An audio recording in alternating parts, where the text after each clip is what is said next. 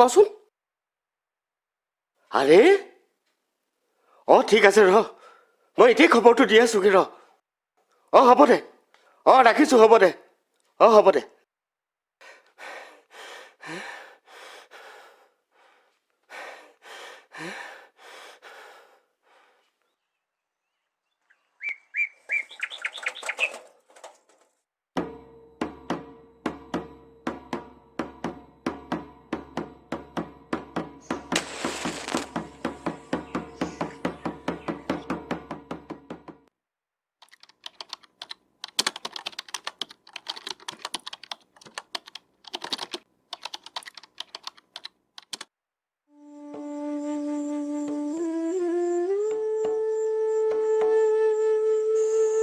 তোৰ বাহিৰেনো কথাবোৰ কাক কম? কোনে শুনিব? তয়ো ভেবা লাগি চাইহে থাক। হেৰৌ, সৌ তাহানিৰ দিনৰ পৰা তই জানো মোৰ লগতে থকা নাই? কত দুখ দেখিছ তই মোৰ লগত। অৱশ্যে সুখৰ মুহূৰ্তবোৰতো তই মোৰ লগত আছ। তোক কান্ধত লৈয়ে মই কমবোৰ পুৰস্কাৰ বুটলিলো নে? তই যে কথা কব নোৱাৰ মই জানো। তইতো কাঠৰ এটা ৰূপহে। তথাপি মই পোনাতকৈ তোক কম গুণে মৰম নকৰো। তালৈ মোৰ যিমান মৰম, তোৰলৈকো সিমানেই মৰম। আজিকালি তোক কাষত ৰাখিলে মই বৰ অশান্তিত ভোগো, কিন্তু আঁতৰাইও দিব নোৱাৰো। তই যে মোৰ এইবিলাক কি যে কথাবিলাক ভাবি আছো।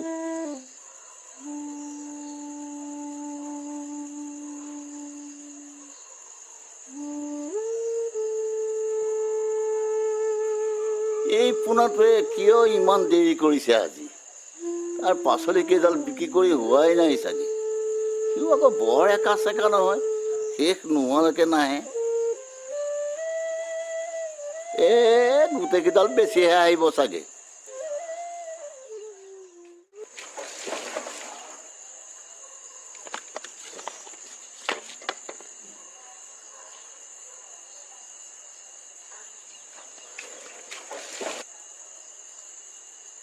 ভবিতাই, ভবিতাই,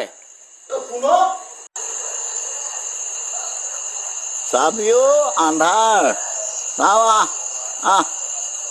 সোমাই আহ। ববিতাই, ববিতাই, তই ববিতাই, মই ডাঙৰ ঘটনা এটাৰ কথা কবলৈ আহিছিলো ববিতাই। তোৰ ডাঙৰ কথা। মই পোনাক পঠাই তোক মতাম বুলি ভাবিছিলোহে। কাইলৈ দুইটা লগ লাগি এফালে যাব লাগিব। ক'লেও ববিতাই? পেঞ্চন অফিচলৈ। পেঞ্চন অফিচলৈ? মোৰ শিল্পী পেঞ্চনৰ কামটো হোৱাই নাই নহয়। নাই হোৱা নেকি? মই প্ৰমাণেই দিব পৰা নাই মই যে এজন শিল্পী। কিয় আগতে যে তই পাইছিলি সেই পুৰস্কাৰবিলাক, এইবিলাক কি হ'ল? অট'বিলাক, মান পত্ৰ, আৰু তোৰ যে সেই ডাঙৰকে ওলাইছিল এই পেপাৰত ফটোবিলাক, এইবিলাক কি হ'ল? আৰু তাত থাকিতো তোৰ ডাঙৰ প্ৰমাণটো এই ঢোলটো আছেই। এই ঢোলটোৰ বাহিৰে মোৰ আছে কি? বৰষুণত তিতি তিতি কাঠৰ পুৰস্কাৰবিলাকৰ পৰা নামটো মুচ গ'ল। আৰু সেই প্ৰমাণ পত্ৰ, পেপাৰত ওলোৱা ফটোবিলাক ধৰিয়া নিগনিয়ে কাটি কাটি চব নাশ কৰি পেলাবই দেচোন। ভালকে থব পৰা এডোখৰ জেগাও লাগিল। বৰপিতা, তইতো এইবিলাক পুনৰ ক্ষতি গৈ পেলাই কেতিয়াবাই জমা দিছিলি। এবাৰে নহয় কেইবাবাৰো গৈছো, বুজিছ? যেইবাৰে গৈছো সিহঁতক নতুন নতুন প্ৰমাণ লাগে মই যে এজন শিল্পী। মোক প্ৰশ্ন কৰে কোন কোন নাম জ্বলা শিল্পীৰ লগত মই ঢোল বজাইছিলো, আৰু তেওঁলোকৰ নাম যেতিয়া মই কওঁ তেওঁলোকক বোলে চিনিয়েই নাপায়। তই পেঞ্চন পাবি, তই পেঞ্চন পাবি। আচলতে বৰপিতা, মই বেলেগ এটা কথা কবলৈ আহিছিলো। তই এবাৰ পেঞ্চন পাবই লাগিব। কান্দা কাটাখন নকৰিবি ৰ। কেতিয়া পাম পেঞ্চনটো? মই কেতিয়া পাম? কিমান ধৈৰ্য ধৰিম? কিমান ধৈৰ্য ধৰিম? সেই ল'ৰা পোনাটোৱে যদি পাচলিৰ বেপাৰটোত নধৰিলেহেঁতেন, মোৰ ঘৰত চৌকাই নজ্বলিলেহেঁতেন, বুজিছ? আৰু সেই দুখতে মোৰ মানুহজনীও ঢুকাল। ল'ৰাটোৱেও মাজে মাজে পেঞ্চন নোপোৱা শিল্পী বুলি মোক হাঁহিবই দেচোন। সৰুৰে পৰা মইনো অভাৱৰ বাহিৰে সিহঁতক দিছো কি বাৰু? আচলতে বৰপিতাই মই তোক বেলেগ এটা খবৰ দিবলৈ আহিছিলো বৰপিতাই। এইয়া দেখিছ, মোৰ কথাবিলাক কৈ থাকোতে তোক মই সুধিবলৈকে পাহৰিলো তইনো কিয় আহিছিলি। বহচোন বহ, কচোন কিয় আহিছ?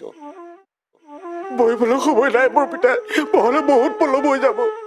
মই আচলতে যিটো কথা ক'বলৈ আহিছিলো কথাটো কওঁ শুন। কি হ'ল কচোন, কি কথা? আচলতে তহঁতৰ পোনাই পুনৰ কি হৈছে নক কিয়? তহঁতৰ পোনা পাচলি বেছি সোনকালে আহিছিল নহয়। আহি থাকোঁতে তিনিআলিতে কিবা এখন কাজিয়া লাগিলে, আৰু কাজিয়াখনৰ পিছতে কেইবাটাও ধৰি তাক বহুত মাৰপিট কৰিলে, বহুত অন্যায়ভাৱে মাৰপিট কৰিলে পিতাই। অৱশেষত তাক বোলে হস্পিটাললৈ লৈ গ'ল। এতিয়া আহি থাকোঁতে মোৰ লগৰ এটাই ফোন কৰি ক'লে সি হেনো হস্পিটালতে পুনা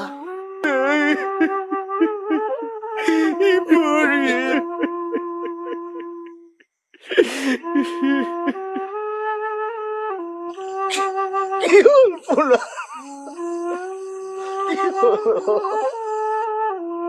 বৰপিতাই এতিয়া আৰু দেৰি কৰি নাথাকো, তাক লৈ আহোগৈ বল বৰপিতাই। তাৰ ডেড বডিটো লৈ আহোগৈ বল। তই যা, মই আকৌ তাৰ কাৰণে চিতাখন সাজিব লাগিব।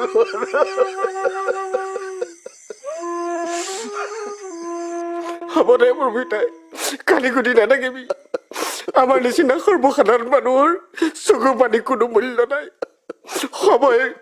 সময় বৰ নিষ্ঠুৰ বৰপিতাই, বৰ নিষ্ঠুৰ।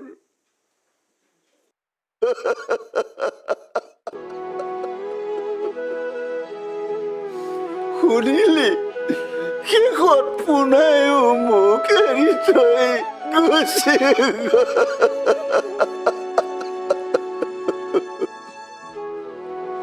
পুনাও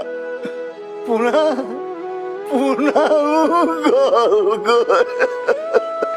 বৰপিতাই, বৰপিতাই, বৰপিতাই।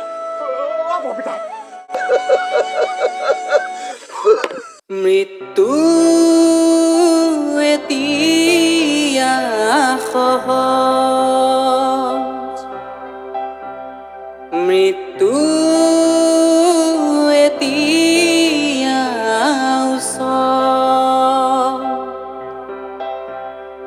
মৃত্যু যদি শিল্প হয়, মৃত্যু কিদৰে সুলভ, মৃত্যু